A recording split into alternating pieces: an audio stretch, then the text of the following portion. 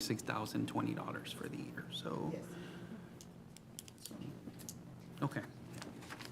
That's good context, so thank you. Okay, wonderful. I like it when we have good context. All right, any other questions on this slide or any other questions in general?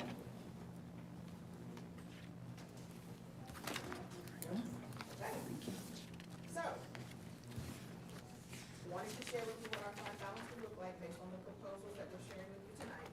You'll see that we have a 2022 proposed add to fund balance of $1 million. And you'll see 29,072,460. In our board financials, our audited fund balance is 28 million. So adding $1 million to fund balance for 22 with all of the inflation and various different things is also good. However, we've been challenged by our leadership that we need $3 more million. So for 22-23, based on the proposed budget of expenses and revenue, we'll be adding $3 million to fund balance, which will bring our maintenance and operations to $32 million.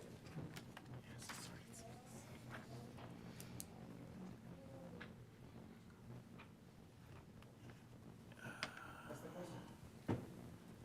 Yeah, no, it needs to be done. Well, there's no public comment for this, for the next one, for the list they signed up? Yeah, we need to allow for public. Yeah, okay. Okay, if we can just, no, if we can just move it on so we can. Yes, absolutely. All right, so that's projected there. I do want to bring your attention to the tax rate analysis. You'll see what it is for the last 5 years. We are proposing to take down our combined tax rate by 2 cents, 2 pennies, based on the economic environment. So we think that's a reasonable expectation, and if you have questions, let me know. And then, we got to the end. Great. Okay, thank you very much, Ms. Diller. We're going to hold questions, any remaining questions at this time. So at this time, we're going to move on to public comment. The board will not hear comments from those persons who have signed up to speak. Pursuant to board policy BED local at regular board meetings, the board has allotted for public comment regardless of whether the topic is an item on the agenda posted with notice of the meeting. Individuals who wish to participate during the portion of the meeting designated for public comment must sign up before the meeting begins and shall indicate the agenda item or topic on which they wish to address the board. Generally speaking, an individual's comments to the board shall not exceed 3 minutes per meeting. During the public comment portion of the meeting, the board will listen but will not engage in dialogue or debate with the speakers. The board has adopted specific complaint policies and specific procedures for presenting complaints. If the presiding officer determines that a presentation during this portion of the meeting is a complaint, he or she would respectfully ask that a person to stop speaking and to use the board's adopted policies and procedures to have the matter heard through the appropriate channels. The board expects all members of the audience to behave in a polite and orderly fashion during this and all other portions of the meeting. Disruptive conduct will not be tolerated. At this time, I'd like to invite Ms. Cortez to the podium.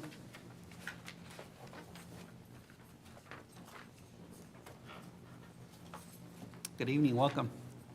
Good evening.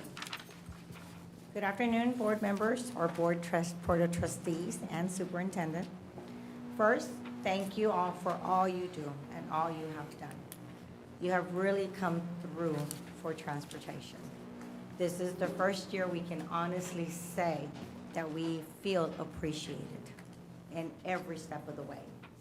So we are here to ask you to consider proposal number 3 for the following reasons.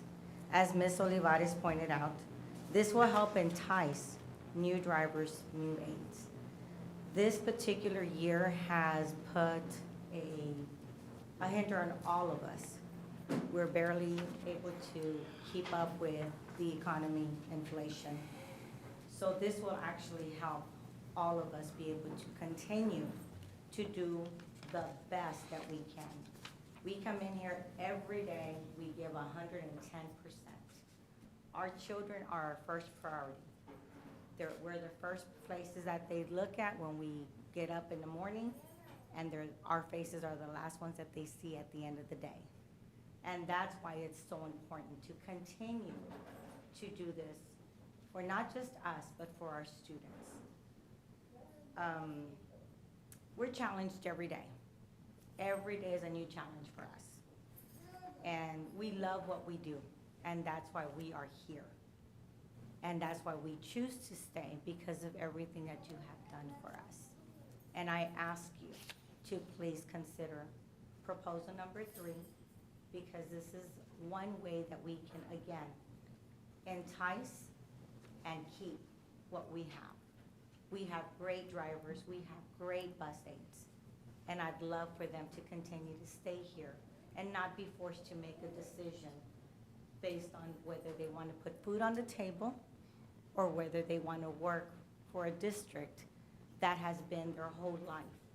We live here, we pay taxes here, our children come here, our grandchildren come here. There's no other place we would rather be.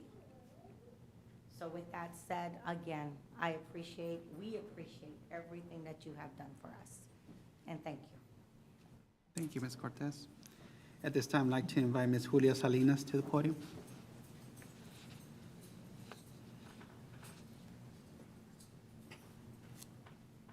Good evening, Ms. Salinas. Good evening.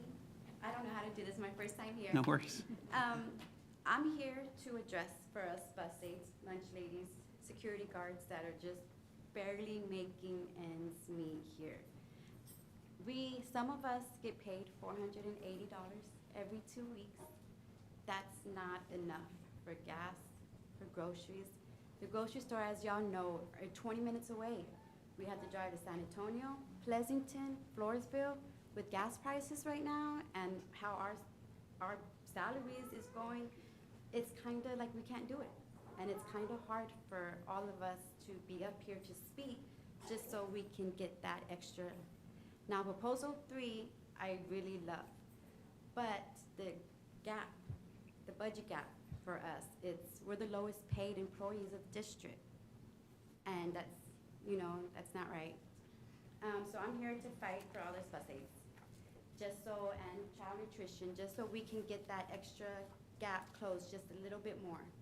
Now, budget 3 is perfect, but we do ask just for a little extra more for us, just so we can buy groceries. Some of us all don't get government assistance. I don't. I spend $200 a week in groceries. It's kind of hard to live off of what we're making. So thank you very much for listening to me, and I appreciate that you are taking us into consideration. I really appreciated that. Thank you. Thank you very much for your time.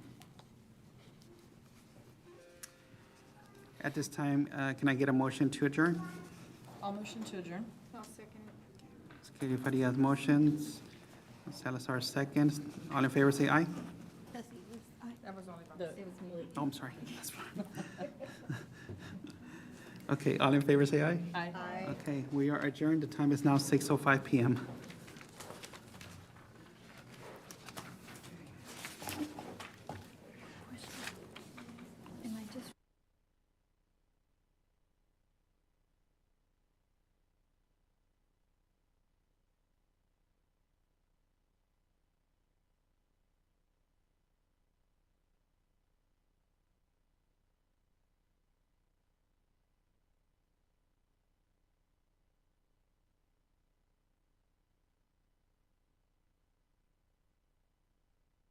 And Jesse Hernandez present. Ms. Katie Farias. Present. Ms. Brenda Olivares. Present. Ms. Esmeralda Flores. Present. Ms. Margarita Morales. Present. Ms. Lisa Salazar. Ms. Mary Silva. The time is now 6:06 PM on Wednesday, May 25th, 2022. As President, I, Jesse Hernandez, call this regular meeting of the Southside Independent School District Board of Trustees to order. At this time, I'd like to invite Ms. Esmeralda Flores to welcome our visitors and guests. Welcome to everyone, parents, students, staff, and distinguished guests. Great. Thank you, Ms. Flores. Please note that this meeting is being held and has been posted in accordance with Government Code Chapter 551, State of Texas Open Meetings Act. If during the course of this meeting, the board shall determine that a closed or executive meeting or session of the local board is required, then such closed or executive meeting or session can be held as authorized by the Texas Open Meetings Act, Texas Government Code 551. At this time, if I can ask everyone to please stand for our Pledge of Allegiance.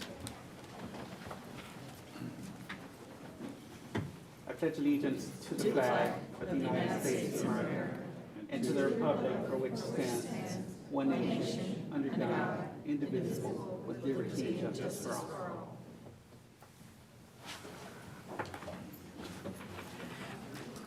Thank you. Moving on to Section 3, Item A, attendance awards for the month of May 2022. Superintendent Ramirez. Good evening, Board of Managers, staff, students, parents, and community. We continue to recognize our campuses with the best attendance. With the presentation, we have Ms. Corina Sanchez. Welcome, Ms. Sanchez. Good evening, everyone. Good evening, Board President, Board of Trustees, Superintendent Ramirez, and Southside community. This evening, we're recognizing Heritage Elementary School once again. Heritage is celebrating the month of May with the ADA win of 91.48%. So congratulations, Heritage. Heritage was not able to attend this evening. Trophy. You want to come over? Come on up.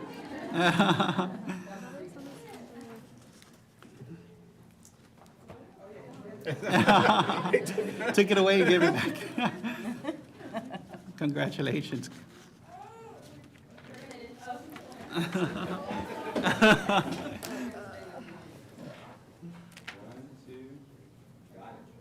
All right, thank you.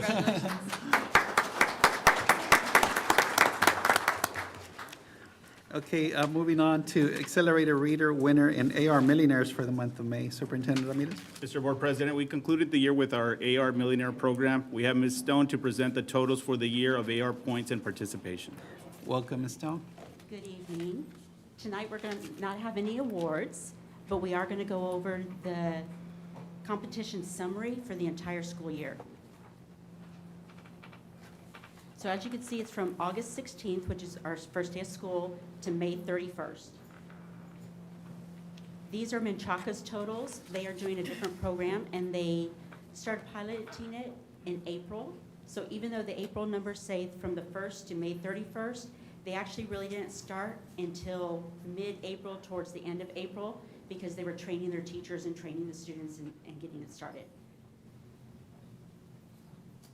So these are our AR points and participation percentages for elementary campuses. Special shout out to Gallardo. This 100% shows me that every single student on that campus participated in some form the entire school year. Here we have our middle schools. And then, of course, the high school. And finally, the entire district. We had 91% of our student population for the entire district participate with AR. So then we have to get into our word millionaires. These are the students that whenever they take a quiz, it gives them a count of how many words they read, and once they hit 1 million, we honor them. So these are the elementary. Then we have LaSoya and Matthew. And then the high school. And it goes on and on and on. Fantastic. And I'm not going to read the numbers to you, but you have them here, there in front of you. And you can see that some of our students have over 5 million words read. We have an elementary student that had over 8 million words. So they really did a great job. And then at the end of the year celebration, we had drawings from our AR Word Millionaires. We had one for elementary, one for middle, and one for high school. And these are the winners. And they won a Kindle Paperwhite. And that's it. Fantastic, thank you. Any questions? Thank you, Ms. Stone. Thank Nice you. work.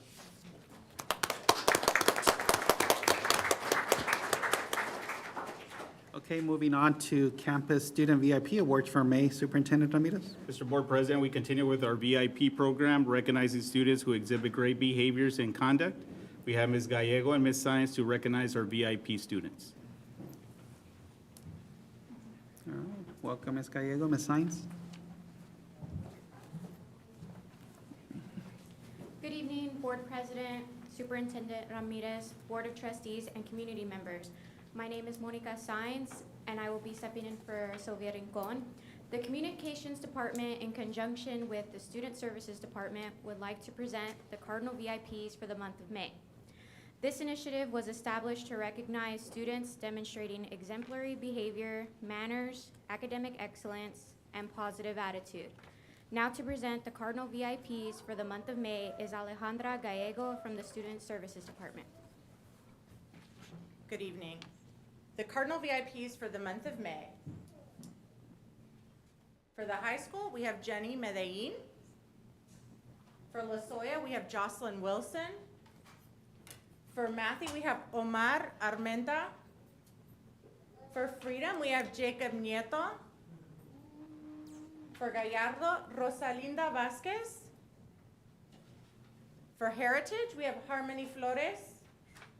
For Pierce, we have Robert Michael Carver. And then for Menchaca, we have Maverick Hernandez.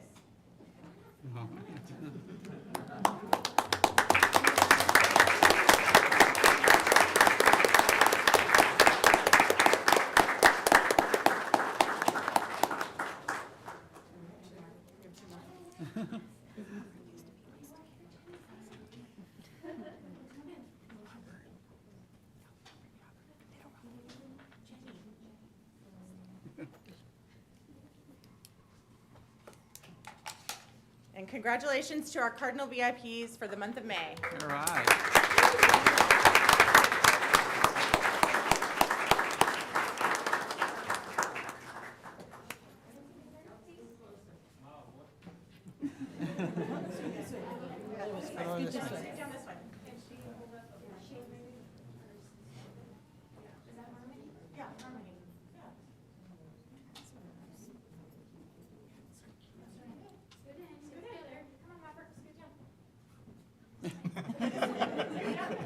There you go.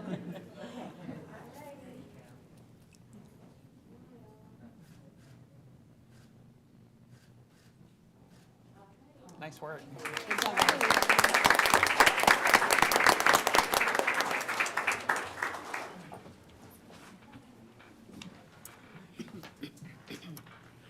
All right, congratulations. Moving on to 2021-2022 Safe Employee Recognition Campaign, Superintendent Ramirez. Mr. Board President, 2 employees were selected to be recognized for practicing daily safety measures and not having one accident all year long.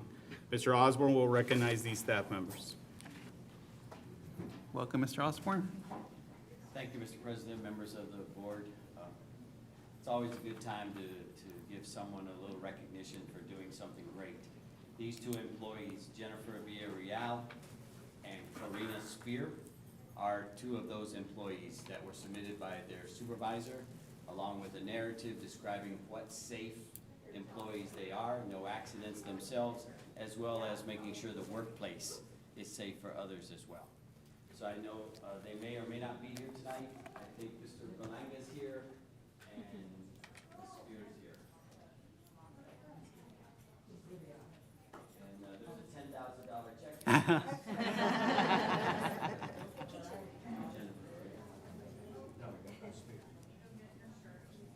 And again, thank you for all you do in relationship to our workers' comp program. Thank you again. Yes, congratulations. Thank you.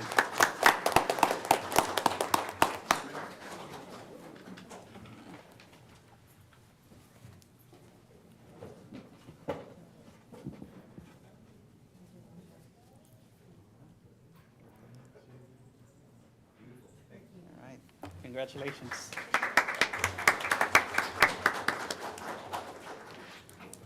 Okay, moving on to the STAR EOC preliminary results. Superintendent Ramirez? Mr. Board President, we have received our STAR and EOC scores. We have calculated the preliminary campus projections. We're extremely proud of what our students and staff have been able to accomplish. While we have a great deal of work ahead of us, I'm extremely proud to inform our community that Southside ISD no longer has an F-rated campus.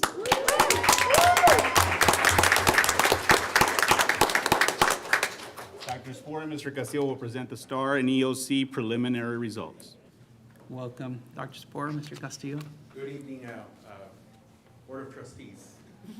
We welcome, we're very excited to provide preliminary projections based on the data that we have received from the TEA. And what we're going to be doing is we're going to be doing a longitudinal report on how the campuses have performed and how the district has performed. We're going to be looking at domains 1, 2, and 3.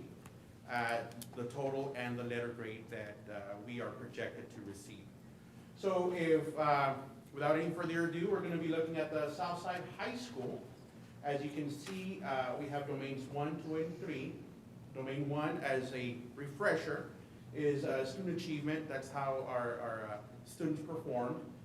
Domain 2 is student growth. How did we perform from prior years? And domain 3 is closing the gaps. We look at student performance, specifically with the subgroups, such as emergent bilingual students, our special ed population, and we also take the graduation rate and the CCMR rate into consideration. So as another reminder, when calculating the ratings, we look at the better one of either domain 1 and 2. That'll total to 70% of the total rating, and domain 3 will be 30%. So now to share the optimism that Dr. Spohr, myself, the C&I department, everybody here at the district level have been feeling is that we have seen growth at Southside High School in domain 1. We went up from a 75 to a 77. Domain 2, 81 to an 85. And we were able to hold in domain 3 with a 74. That will give us a projection of an 82, which would equal to a letter grade of a B. All right? So looking at the middle schools, right? You know, they were toe-to-toe, and I know that Mr. Martell and Ms. Blackman, the principals of the middle schools, are very competitive. And it just goes to show the efforts from everybody and how we're streamlining everything. We're trying, what we do with one campus, we do with the other. And we're headed certainly in the right direction. So we did have improvement for domains 1, domains 2, and domains 3 for Lozoya Middle School. We went from a 58 in 2019 to a 69 in domain 1, from a 63 to a 90 in domain 2, and from a 36 to a 79 in domain 3. That gives at Lozoya Middle School a letter grade of 87, which would be a B, a high B. For math in middle school, we went from a 62 to a 67 in domain 1, a 79 to a 90 in domain 2, and a 71 to a 77 in domain 3, again with a total of an 86 and a letter grade of a B. Now to share the elementary performance results, preliminary results, is Dr. Spohr. So just a reminder, these are preliminary. We expect to get data files from the state next week, and we'll have an opportunity to analyze those further. But this was using some of our own analysis tools. We do believe it is our best guess, but we cannot guarantee that these numbers won't change a little bit. But, you know, in 2019, when we first came before you guys, all 4 of our elementary schools were NF rated. Okay, we had 2 campuses that were, because of their low scores and closing the gaps, they were identified as needing even more support. They were in the lowest percentage of the state of Texas. All 4 of the elementary schools are definitely far out of that now. So if we look, they're in alphabetical order here, no other way. If you look at domain 1, again, this is just student achievement. How did the kids do on the STAR tests? 3, 4, and 5, English, Spanish, science included in grade 5, but otherwise it's reading and math. You can see that we have effectively made up for the COVID gap. So all of those beautiful ESSER funds that we use, we really put to good use this year, and you can see that we really mitigated, according to STAR, that gap. So we're back in a lot of cases where we were in 19 and then beyond that. So domain 1 is how they did on that one test. Domain 2 is where we're going to get our grade, and that is looking at growth. So the state said, for this year especially, look at the better of the 2. How did you do on the one test, or how did you grow? Because these were some incredible years. So when we look at how we did last year, during a COVID year, and we were really glad that so many kids came up and tested in reading and math, how did they do this year? So you can see for freedom, we had a 65, how they did in growth in 2019. Last year we couldn't do growth because we didn't have a test in 20, but in 21 taking our scores from 21, what they made in that 50 on student achievement, how did they do now? That growth from a 50 to a 69 equates to a 93%. So we're going to take that 93 because they grew that much. And that's a pretty incredible growth in 1 year for those students. If you look at the closing the gaps, I'm really proud of that, to go from a 42 to a 77. And that, again, is our federal measure. That's where they look at all of our students by subpopulation. We look to see, did they hit their language proficiency goals? How did they do at the meets and masters level, which is where we want them to be at grade level or better. Those improved a lot too. So we go from having a 58 back in 2019 to having an 88 right now. That's pretty incredible. So that 69, we know we're going to do better, but by golly, that is really good considering where we've come off of in 2 years. Most every study we show says in order for us to go up like this, you're talking it's a couple of years to get yourself back up from F's in. So that 60 from 60 to a 69, we've met our COVID bump and we're growing. So that same kind of dialogue, I won't go in that detail for every campus, but look at it now at Gallardo. Gallardo was our multi-year IR. So multiple years of not making a passing score on their STAR tests. We went from a 54, dropped during COVID to a 46. Look at that, now we're at a 65. We're almost at a C. We're at a D, we're not at an F, we're at a D. Growth, look at that growth, a 91, another A growth. And then we look at how they did on closing the gaps. Again, we went from a 38, one of the lowest in the state of Texas for all Title I schools, now to a 76. We've ensured that we're closing the gap for those students. Do we still have room to grow? Absolutely, but to walk away with an 87 this year, we are really, really proud of that. Again, these numbers may flux up or down, but we really feel this is our best estimate looking at the scores that we got. Continuing alphabetically, we move to Heritage and Pierce. Oh, Heritage, look at you. Look at your scores, a 79 on achievement. 79 on achievement. That's pretty incredible. Look at their growth. They had the highest scores last year, so for them to grow meant they had to score even higher. So they went from that 55 to a 79. That means our student growth score for them was a 93. Closing the gaps, they brought that all the way up to an 85. We show them at a 91 right now. Again, we could flex a couple of points, but we're really, really proud of that. Looking at Pierce, same thing. Look at that. They got a 70 on student achievement. Then we look at what that meant for their growth. That meant they got a 93 on growth as well. We also see that closing the gaps, we went all the way up to a 76. That gives them an 88, which is a B. So when we look at the entire district, keeping in mind Menchaca gets to get a score because they're a campus. And in 2019, the district tied Menchaca to one campus, okay? The right thing to do is tie Menchaca to the district because Menchaca serves all 4 of our elementary schools, not just one. So we've tied it to the district this year.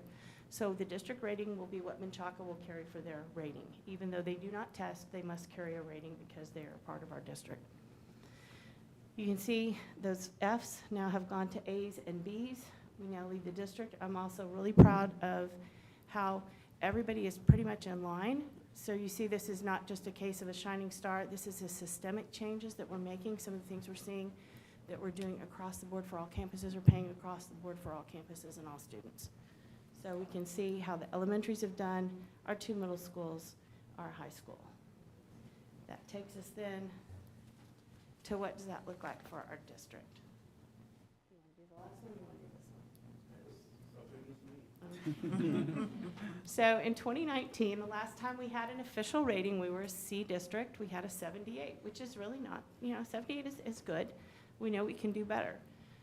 We're really proud that we were able to bring up our scores. Again, as a district, you can see that we have basically bounced back from COVID, and now we're back on to climbing that mountain. So we've kind of come out of that COVID hole as far as STAR goes. You can see that our growth as a district was really good. We're really proud of that 92. So everybody did really well on growth, and that's what we were pushing for this year. Everybody grow. You can see also closing the gaps. We showed improvement there as a district as well. That's super important. Now, for the district, we take a lot of our district score from the high school. So part of the district score on Domain 1 student achievement, it's not just STAR. For the district, they also include our career college military readiness and our graduation rate, which you'll see on the next slide. Same thing for Domain 3. At the elementary school and the middle school, it's all STAR, slice and dice it a different way. For the high school and the district, they include in a graduation rate and career college military readiness by sub-pop. So those pieces will align very closely to the high school. But overall, look at that, what we came up from a 78 to an 87 is a B. Again, these are preliminary, but we wanted you guys to have first look at what we're projecting this to be. When we run this through the state's tool, the estimator tool, which is open to everybody, you can plug these numbers in. You can see that under Domain 1, we have the trophy. Domain 2, we have the ladder because we're growing, we're going up.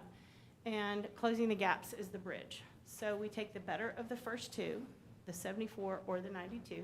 We'll take the 92. And then we look at closing the gaps. That 76, that's 30%. So 70%, 30% is how we come up with that 87. The things that we're really excited to say is that we do not have any campuses within our district in Domain 2 in that school progress with a D or an F. Our answer is no. Everybody did beautifully in growth. Then we look at Domain 3. Do we have any campus within this district at a D or an F on closing the gaps? The answer is no. The first one, did we have anybody with a D or an F in student achievement? And our answer is yes. We had some Ds. Very, very, very close to a C. So we are definitely moving in the right direction, but we're very, very, very proud of all the hard work and to see how it paid off. And we look forward to getting the official results soon. Those will be, again, our data files come in next week for everybody. And then in August, we will get official news from the state. I also do want to add that I do want to give credit, of course, under Mr. Ramirez's guidance in calculating, because it's a very complex and tedious task. We did have Mr. Wirt and Ms. Fairclough, our math and science specialists, along with Dr. Spohr and myself. We worked very hard. We did verify and double check and triple check, and even this morning, I was talking to Mr. Ramirez on the phone, and he says, okay, just run it through it one more time. What you're looking at right now is the A2F estimator that's provided by TEA. There's also a vendor that we work very closely with called Lead Forward. They provided templates that we ran that data through, and based on the TA manual's calculation formulas, we were able to create Google spreadsheets. So we did do scrub the data for snapshot, what the state does, and we ran it through all those different scenarios, and we also checked for confidence level. And so we're very confident that we're going to come out on top this upcoming year. So thank you. Any questions? So I don't have a question, but I definitely have some comments. Wow. So, for starters, I just want to congratulate Superintendent Ramirez, obviously everyone, but everybody, every single person in the entire district deserves credit for this, from the bus aides, the bus drivers, the cafeteria people, the grounds people, the custodians, everybody, right, contributes to this. So I just want to thank you and thank every one of them that has every little bit to do with making this a success. If it's even opening a door for a kid as they walk in, or just smiling for them if they're having a bad day, that goes to all of this. And tremendous amount of work. I've been on this board, gosh, I was thinking about it, I guess close to 4 years now. And definitely some difficult times, difficult conversations, even behind closed doors, extremely difficult conversations, and with Mr. Ramirez and others. And I know it's a ton of work that goes into this, and it doesn't happen overnight. And Mr. Ramirez, when we first were interviewing him, he talked about us, not happening things overnight, and we know that, and I know that, and I know there's more great things to come, but I just cannot thank each and every one of y'all enough. And regardless of how things come out, the progress, the improvement it's there, it's tremendous, and I have no doubt that we're moving in the right direction in all aspects, right? And just thank you. I'm at a loss of words just because I know how much hard work it is and I know how much effort and countless hours. And I know we're talking about money and compensation and we can't pay everybody enough. I mean, there's never going to be enough money to pay everybody, but know that it's appreciated. And I just can't thank y'all enough for everything. Please send my regards and just to everybody. Yes, sir. Thank you.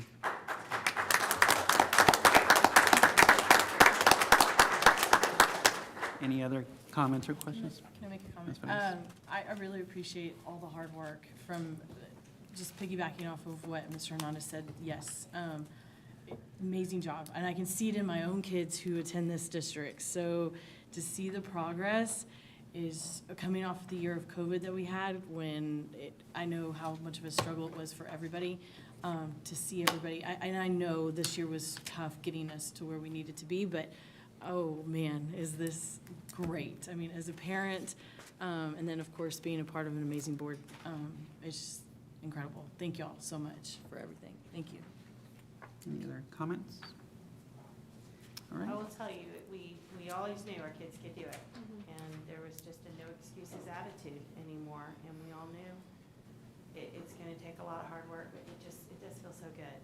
It does feel so good. But we're also like, okay, we tasted a little of this. Now we want more. So when I talked to the elementary principals, we did our yay, and then we're like, oh, we're so close. Yeah, that's it. You know, success breeds success. So this is just the beginning. This is just the beginning. We look forward to a lot of great things, but I know that we will be back with way more detailed reports for you, and so if we can answer any other questions, just let us know. We'll be back. Thank you. Thank y'all so much. Thank you.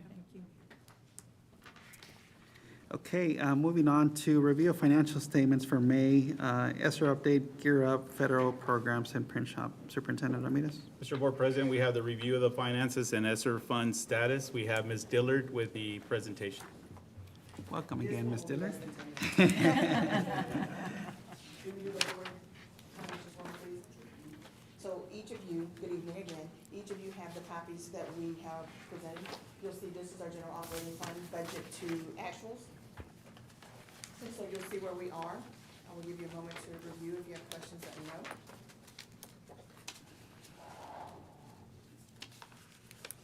Moving on to child nutrition, which I call Fund 240, and you'll see where we are in regards to that. And then this is our debt service.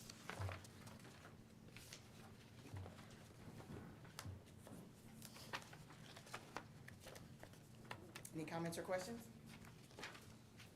Any comments, questions? Very good. Okay. Less than a minute. All right. All right, moving on. At this time, we do not have any public comments, so we'll move over to consent agenda. At this time, do I have a motion for approval of our consent agenda? I motion. Okay.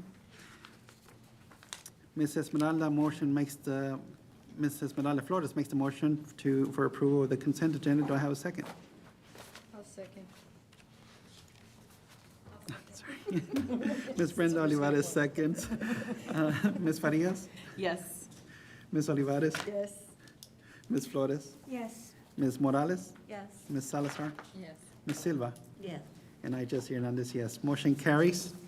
Moving on to new business, discuss and consider approval of the results from RFP number 22-009, copier lease program with CTWP, doing business as Heyday Incorporated for a 36-month lease agreement in the estimated amount of $163,200. Superintendent Ramirez? Mr. Board President, we have a bid recommended for the copier lease for the upcoming school years.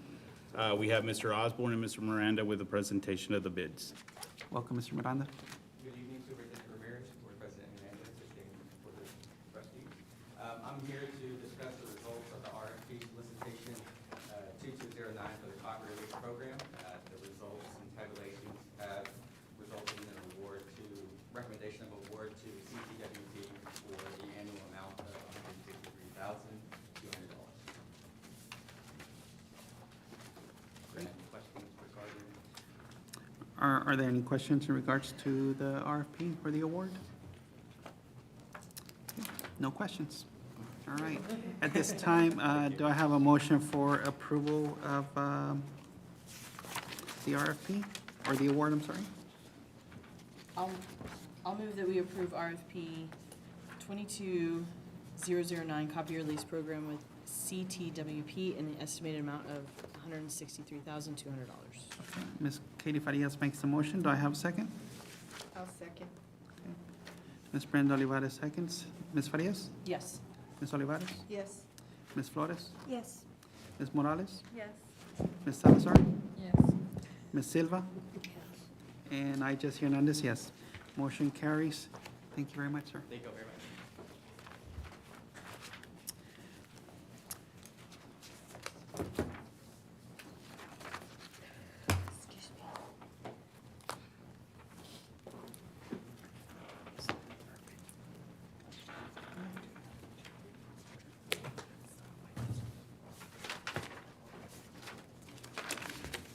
Oh, did I miss one?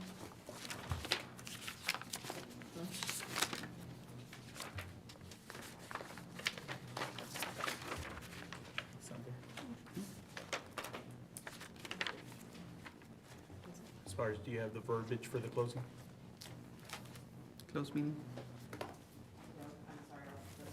I think you might have it here.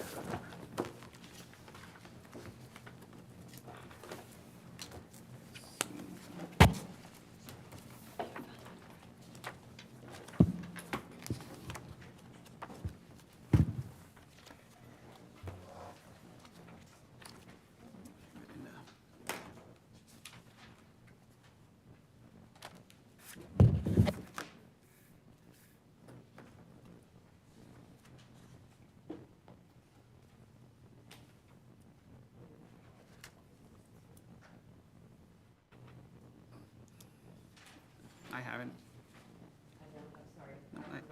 Nope, I have it here. Okay.